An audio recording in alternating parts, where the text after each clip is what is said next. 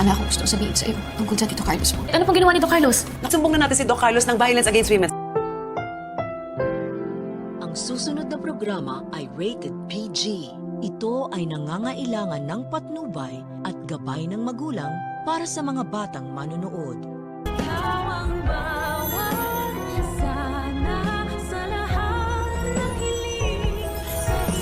Or itutuloy niya na yung plano niya na pag-disinherit sa'yo. And then, ikaw na yung sampid dito.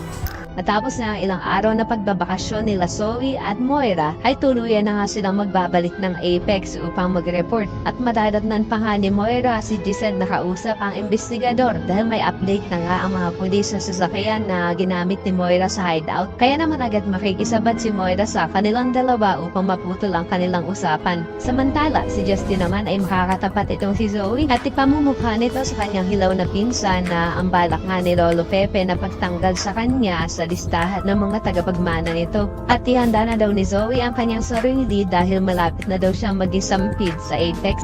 Samantala, himala, mas matapang na nga ngayon si Lynette at desidido na yata siyang magsabi ng totoo sa kanyang anak na si Annalyn ng kanyang tunay na sinapit dito kay Carlos. Matapos nga ang announcement ni Annalyn sa kanyang ina ng kanyang good news na kasama siya sa mga listahan ng pupunta sa Japan, ay dito na emosyonal at mangiyak-iyak na sasabihin ni Lynette sa kanyang anak na meron daw siyang ipagtatapat tungkol sa kanyang Tito Carlos. Pero mapapansin naman natin na papalapit ng papalapit si Doc Carlos sa kanilang dalawa.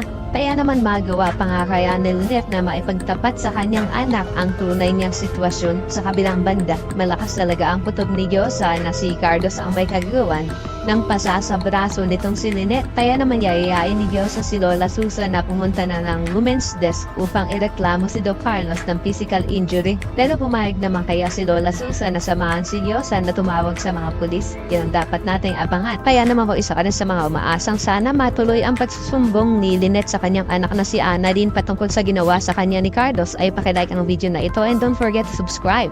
Thanks for watching and see you next time. Bye-bye!